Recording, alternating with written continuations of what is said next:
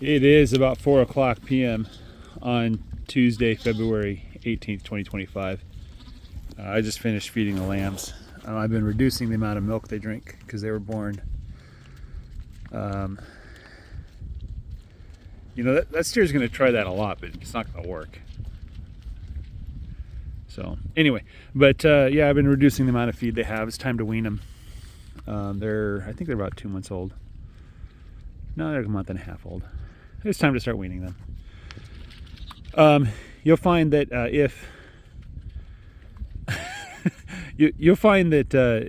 your lambs, if you feed them too much or if the milk is warm, they'll start to get a little bloat. Just a pro tip, what you can do is feed them water and reduce the amount they eat and maybe increase the frequency if they're still young. But at some point they have to be weaned. So, it's probably a good idea to check their age, make sure that they eat grass, and they're moving on from there. I apologize for wind noises. I'm standing with the side by side as a wind shelter. It is cold right now. It's like 30 degrees. I think that's right. It's like 30 degrees, and the wind is blowing from the north. For those of you that don't live on the Great Plains, between here and the North Pole, there's exactly 0 mountains. So we just get a straight blast sometimes all the way from the north.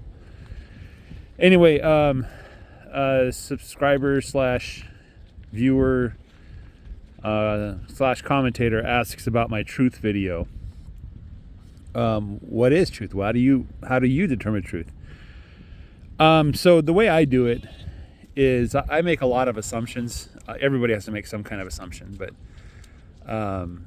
the assumption that I make that's probably the most important is that we have the capability to reason.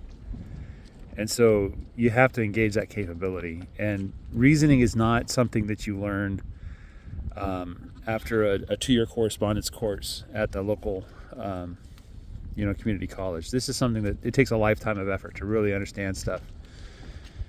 And so one of the rules that I subscribe to is that people who have the truth, or people who are at least sincere seekers of the truth, they don't behave like other people. They're different, right? And they're going to talk differently, and they're going to talk about different things, right?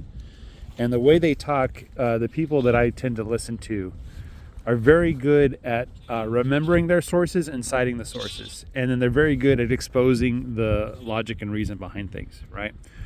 So that's what you should be doing, is start remembering your sources, learning how to kind of tell people what those sources are, right? Learn what an original source is versus what, a newspaper article citing a newspaper article is. And then start looking into these sources and learning how they think and reason and how they talk, right? And they like to use big words. They like to use different words than you're used to using. That's because they're speaking a different language. They're not speaking common English. They're speaking a very highly specialized version of English that is focused on sincerely finding truth, right? And so they're going to use terms that might not be familiar to you. So go look up what those terms mean and go talk with people smarter than you about what those terms mean. And while you're talking to them about what those terms mean, talk with them about what you're learning and ask them, like, hey, this is what I found out. What do you think? And if they're a good person that's a good, sincere seeker of the truth, they'll be able to sit down and tell you, like, well, that's just complete bunk and this is why. Or you're on the right path. Or you were mistaken in a couple points. You're pretty close, but you're mistaken in a couple points. Let me show you, right? Most of what I do for finding truth is finding the bias, right? Identifying the bias and trying to get rid of it. That's not an easy thing to do. Everybody's biased. They just are, right? And so if you can identify the bias and then take the message of the individual and take that bias out of it, and if there's still something useful left, then maybe you found truth, right? I'll give you a good example of this is Greg Judy. One of the reasons why he endears to me is because he's biased. He's very biased.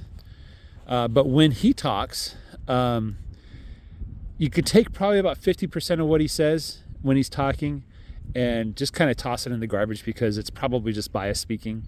But the other 50%, you could tell it's not bias, right? And the reason why you know it's not bias is because it contradicts exactly what you think he would otherwise say, right?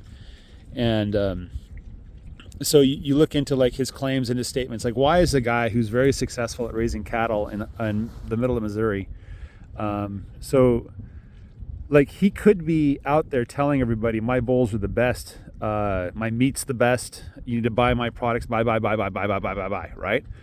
But he doesn't. That's a big sign that Greg Judy is a different sort of breed. He's one of those weird intellectual types that either recognizes his own bias and has eliminated it in most of what he says. 50% is pretty good. If I could hit 50% bias, 50% truth, I'd be pretty happy with myself. You know what I mean? But and so that's why one of the reasons why Greg Judy stood out to me. Another guy, Joel Salatin, right? Go listen to him. Listen to the way he talks and the things he talks about, right? He often talks about this is what we've tried and this is what happened. That's what he says. He'll never tell you like this is what you need to do, right? Well, he does, but he doesn't do that often, right? And the other thing that Joel Salatin likes to talk about is the processes behind everything. So he'll talk about microbes and he'll talk about putting corn in the hay that he feeds the cows. So he goes in with the pigs and they root it out and oxygenate the old hay and the manure. Like he likes to talk about processes like that, right? And so he's the kind of guy, he's like a mechanic. He's interested in what's really going on and how things work, right? So a good mechanic will tell you how the car works. They'll be able to tell you like what exactly the carburetor does and all this kind of stuff. They love to talk about that kind of stuff, right?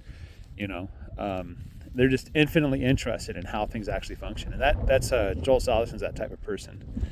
And there's other people like that too, you'll find. So if they're interested in talking about how things work, what they've seen happen, and what the result is, rather than being so preachy about you got to do this, you got to do that. Pay attention to those guys, right?